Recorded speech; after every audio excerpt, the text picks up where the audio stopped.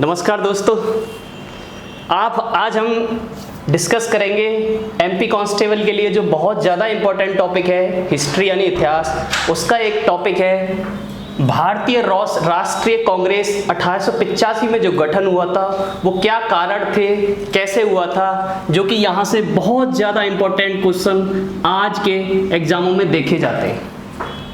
दोस्तों, ये जो 1885 में जो राष्ट्रीय कांग्रेस का गठन हुआ था, इसके पीछे जो कारण था, एक था 1857 की क्रांति। 1857 की क्रांति एक महत्वपूर्ण कारण इसलिए था क्योंकि जो क्रांति थी वो भारत में सफल नहीं हो पाई थी। ये सफल क्यों नहीं हो पाई थी? क्योंकि यहाँ पर लोग थे जो वो असंगठित थे। मतलब जो ये क्रांति थी वो एक साथ स्टार्ट नहीं हो पाई थी कि झांसी में कभी स्टार्ट हो रही है, दिल्ली में कभी स्टार्ट हो रही है, बिहार में कभी स्टार्ट हो रही है। लेकिन इससे जो सबसे ज़्यादा जो नुकसान हुआ था वो अंग्रेजों को भी हुआ था। अंग्रेज जो थे वो सहम गए थे, वो डर गए थे, वो ये सोच रहे थे कि आगे ऐसी किसी भी क्रांति का जो उत्पन्न है वो भारत में ना हो। जो कांग्रेस था वो कहीं ना कहीं अंग्रेजों की दिमागी एक उपज था। तो एक अधिकारी आते हैं A.O. ह्यूम, जो एक स्कॉटलैंड के थे, उनके दिमाग की उपज थी। तो भारत में लोग भी चाह रहे थे कि एक ऐसा संगठन बने जो गरीब, मजदूर, अशिक्षित लोगों की आवाज़ हम अंग्रेजों तक पहुंचाएं। तो A.O. को ये भनक लग जाती है और वो भारत आते हैं। A.O. जो एक प्रशासनिक अधिकारी थे ब्रिटेन के, और पहली बार वो स्थापना के लिए महासचिव बनते हैं। तो आपसे क्वेश्चन पूछा जाएगा कि जो 1885 की जो कांग्रेस का जो गठन हुआ था, इसमें सचिव का पद किसके पास था? तो इसमें सचिव थे A.O. ह्यूम। एक क्वेश्चन इसमें पूछा जाएगा कि भारतीय राष्ट्रीय कांग्रेस के पहले अध्यक्ष कौन थे? तो वो आपके पहले अध्यक्ष थे B.C. बनर्जी, या फिर इनको हम बोलते हैं ब्योमकेश चंद्र बनर्जी। ये कांग्रेस के पहले अध्यक्ष थे। दोस्तों, बहुत ज़्यादा कंफ्यूजन होता है कि बहुत से बच्चे टिक कर देते हैं कि भारत के जो राष्ट्रीय कांग्रेस के जो पहले अध्यक्ष थे वो A.O. ह्यूम पे टिक कर देते हैं। बच्चों, आपको याद रखना है कि जो पहले अध्यक्ष थे वो थे B.C. बनर्जी, ब्योमकेश चंद्र बनर्जी भारतीय राष्ट्रीय कांग्रेस के पहले अध्यक्ष थे। ठीक है दोस्तों, ये ईसाई थे, ये ईसाई थे। ठीक है दोस्तों, इस समय पर एक क्वेश्चन यहां से इंपॉर्टेंट बनता है आपके जो वनडे एग्जाम होते हैं, स्टैटिक का क्वेश्चन, कि भारतीय राष्ट्रीय कांग्रेस का जब स्थापना हुई थी तो इस समय ब्रिटेन की ओर से वायसराय कौन था? तो था लॉर्ड डफरिन। Lord Dufferin.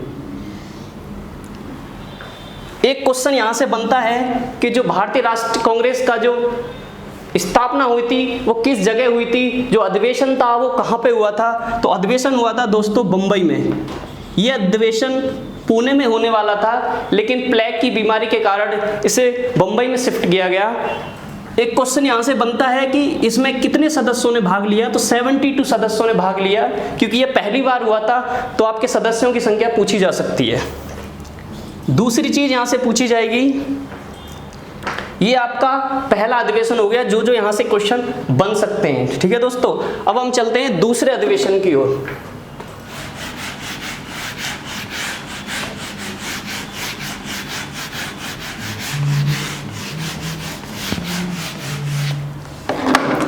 दूसरा अधिवेशन होता है दोस्तों 1886 में।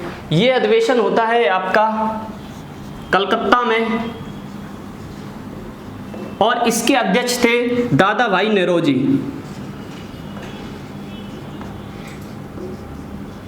बहुत ही ज्यादा पढ़े लिखे और ज्ञानी आदमी थे दादा भाई नौरोजी, जो कि फारसी थे। ठीक है दोस्तों, इन्हें दादा भाई नौरोजी ने 1867 में धन निष्कासन या फिर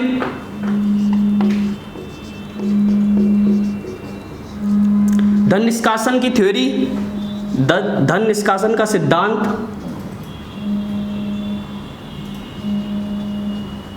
या फिर poverty and un British rule in India, यानी अंग्रेज भारत से कैसे धन को निकाल के पीछे के रास्ते से ब्रिटेन ले जा रहे हैं और लोग यहाँ के गरीब होते जा रहे हैं। ये किताब उन्होंने 1867 में लिखी थी, जो कि काफी बार एग्जाम में पूछी जाती है। और दादाभाई नेरोजी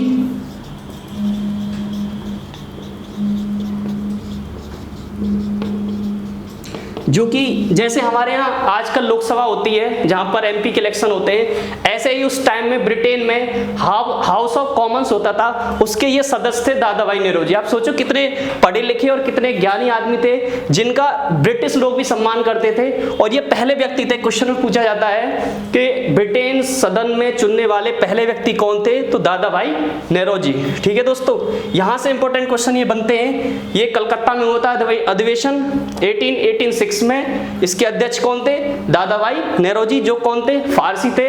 दादाभाई नेरोजी ने एक बुक लिखी, धन निष्कासन का सिद्धांत, या फिर बोलते हैं poverty and un British rule in India. ठीक है दोस्तों, अब चलते हैं हम थर्ड अधिवेशन की ओर। हम आपको आज आधुनिक भारत के जो कांग्रेस जो टॉपिक पढ़ा रहे हैं उसमें जो इंपॉर्टेंट अधिवेशन हुए थे, जो आपके एमपी कांस्टेबल या फिर पुलिस लेवल के एग्जाम में पूछे जाते हैं। तीसरा अधिवेशन हुआ था 1887 को, ये हुआ था आपका मद्रास में, ये अधिवेशन हुआ था। इसकी जो अध्यक्षता की थी, ये की थी बदरुद्दीन तैयब जी ने। ये क्वेश्चन यहां से इंपॉर्टेंट बनता है दोस्तों कि भारतीय राष्ट्रीय कांग्रेस के पहले मुस्लिम अध्यक्ष कौन थे, तो बदरुद्दीन तैयब जी। ये काफी बार एग्जाम में पूछा गया है। और ये अधिवेशन कहां पे हुआ था, ये हुआ था आपके मद्रास में। ठीक है दोस्तों, आप इसके बारे में ज्यादा नहीं, यही पूछेगा आपसे, मद्रास में अधिवेशन हुआ था और इसके अध्यक्ष कौन थे, बदरुद्दीन तैयब जी। ये इंपॉर्टेंट इसलिए बन जाता है क्योंकि इसमें पहले मुस्लिम अध्यक्ष थे बदरुद्दीन तैयब जी। ठीक है, तो हम चौथा अधिवेशन यही लिख लेते हैं 1888। ये अधिवेशन हुआ था आपके इलाहाबाद में, जिसे वर्तमान में प्रयागराज बोला जाता है। अगर आपको पेपर में इलाहाबाद नहीं मिलता है, प्रयागराज मिलता है, तो कंफ्यूज नहीं होना है क्योंकि वर्तमान नाम इसका प्रयागराज है। इसके अध्यक्ष थे, मोस्ट इंपॉर्टेंट सवाल यहां से बनता है, जॉर्ज यूले, जो कि एक ब्रिटिश थे, अंग्रेज अध्यक्ष थे। तो क्वेश्चन पूछा जाएगा कि भारतीय राष्ट्रीय कांग्रेस के अंग्रेज अध्यक्ष कौन थे, तो आपको टिक करना है जॉर्ज यूले।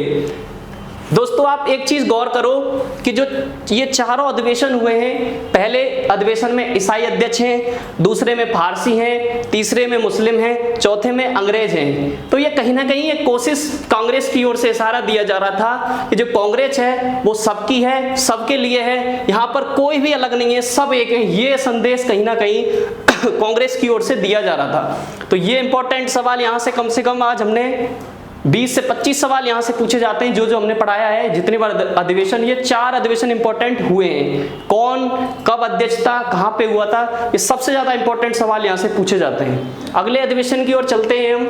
अगला अधिवेशन होता है 1896। ये अधिवेशन इसलिए महत्वपूर्ण है दोस्तों क्योंकि यहां पर पहली बार वंदे मातरम गाया गया, वंदे मातरम गाया गया। और ये अधिवेशन कहां हुआ था, ये अधिवेशन हुआ था आपका कलकत्ता में। और ये आपका जो 1896 है, ये इसलिए भी इंपॉर्टेंट है क्योंकि पूरे विश्व में सबसे बड़े खेलों का आयोजन हुआ था आधुनिक ओलंपिक्स का, इसलिए ये भी इंपॉर्टेंट है, इसलिए भी आपको याद रखना है। ठीक है दोस्तों, आधुनिक ओलंपिक्स।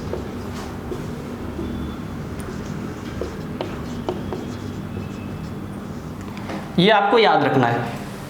इसके अध्यक्ष पूछा जाएगा कि जब पहली बार वंदे मातरम गाया गया तो इसके अध्यक्ष कौन थे, तो इसके अध्यक्ष थे एम रहीमतुल्लाह सयानी।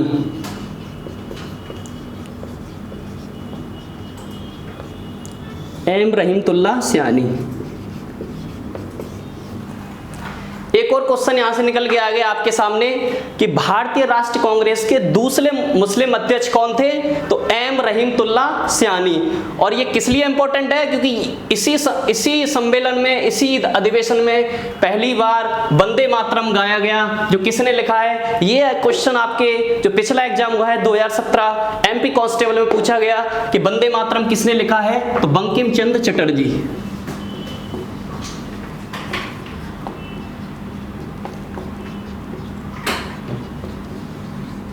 ये पिछली बार पूछा गया था आपके एमपी कांस्टेबल का जो 2017 में एग्जाम हुआ था कि वंदे मातरम किसने लिखा है? बंकिम चंद्र चटर्जी ने लिखा है। और ये कहां से लिया गया है? ये लिया गया है आनंद मठ उपन्यास जो उनका है वहां से लिया गया है दोस्तों।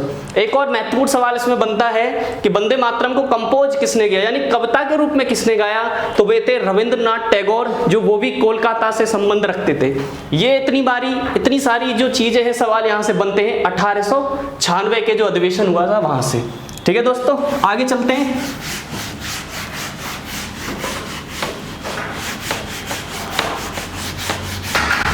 आपको चीजों को जोड़ के पढ़ना है, तभी आपको इसमें इंटरेस्ट आएगा और चीजें आपकी याद रहेंगी, जो सवाल बार बार पूछे जाते हैं एग्जाम में। नेक्स्ट आपका जो हम चलते हैं वो चलते हैं 1905, जो बंगाल के लिए एक काला दिन था। इसे बोलते हैं बंगाल का विभाजन।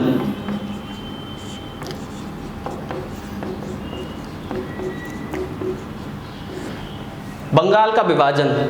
जो वायसराय थे इस टाइम पे वो थे लॉर्ड कर्जन।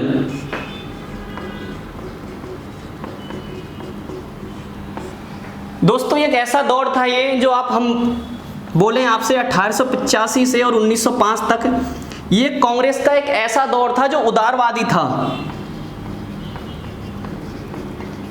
उदारवादी दौर था कि अंग्रेजों के सामने मिन्नतें करेंगे, लेटर लिखेंगे, एप्लीकेशन लिखेंगे कि आप हमारी बातें सुन लीजिए, हमको जो परेशानी है उसको दूर कर दीजिए।